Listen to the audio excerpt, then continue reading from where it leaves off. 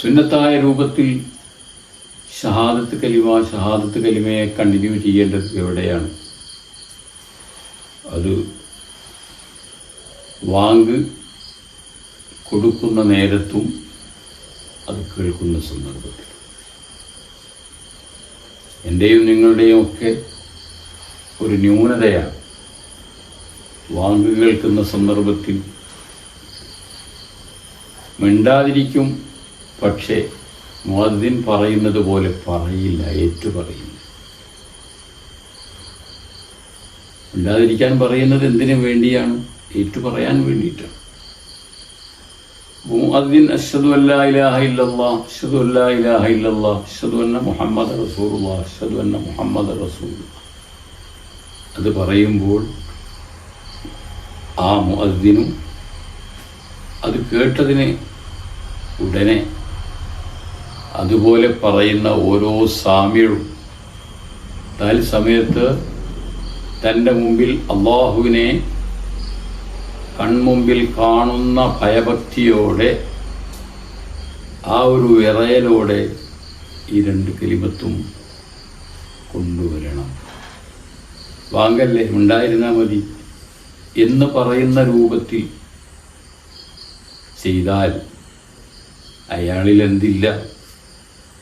ജിബ്രീൽ അലൈഹിസ്സലാമിൻ്റെ ആ ഒരു തഅലീമുദ്ദീൻ, ദീനിനെ പഠിപ്പിക്കൽ എന്നത് അദ്ദേഹത്തെ ഏശിയിട്ടില്ല. അപ്പം അവിടെ വേണം മൗനം ദീക്ഷിക്കലോട് കൂടെ തന്നെ ആ വാക്ക് മാത്രമല്ല, എല്ലാ വാക്കും അല്ലാഹു അക്ബർ അല്ലാഹു അക്ബർ. ഇപ്പോൾ ഞാൻ ഷഹാദത്ത് കലിമ എന്ന് പറയുന്നതാണല്ലോ ഒന്നാമത്തെ നമ്പർ.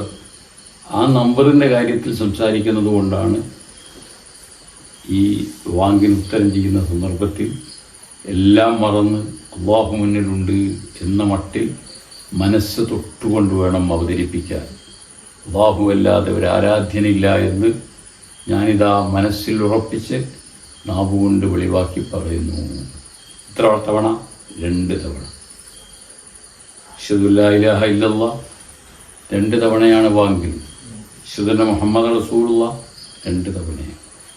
അപ്പോൾ 2 തവണ ഈ ഷഹാദത്ത് കലിമയെ മനസ്സ് തൊട്ടുകൊണ്ട് നമ്മെ കൊണ്ട് അല്ലാഹു തആല ഒരു ദിവസത്തിൽ 5 നേരം വാങ്ങി കേൾക്കുന്നുണ്ടെങ്കിൽ ആ 5 നേരവും മനസ്സ് തൊട്ട് ഷഹാദത്ത് പറയിപ്പിക്കുന്നുണ്ട്.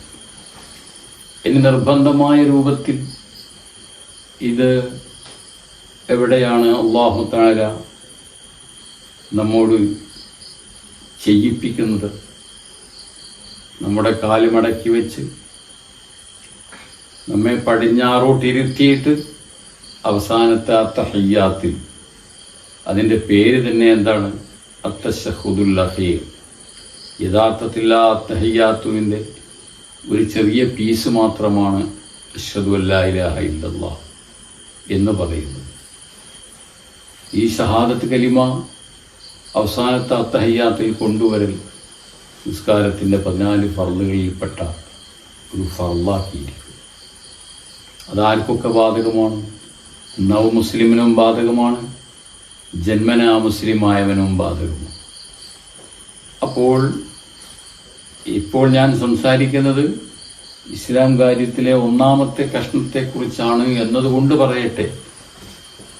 ഈ അത്തഹിയ്യാത്തു ഓതുന്ന സന്ദർഭത്തിൽ എനിക്കും നിങ്ങൾക്കും കഴിയണം എങ്ങനെ അത്തഹിയ്യാത്ത് ഓതാൻ അല്ലാഹു മുന്നിലിരിക്കുന്നുണ്ട് എന്ന ആ ഒരു ഉൾഭയത്തോടുകൂടെ അൻതഅബ്ദുദ റബ്ബക കഅന്നക തറാഹു, അല്ലാഹു തആലയെ കാണുന്ന ആ ഒരു പരുവത്തിലായും കൊണ്ട് ഇത് പറയാൻ നാം ഒന്ന് ബേക്കോട്ട് ചിന്തിക്കേണ്ടതുണ്ട്.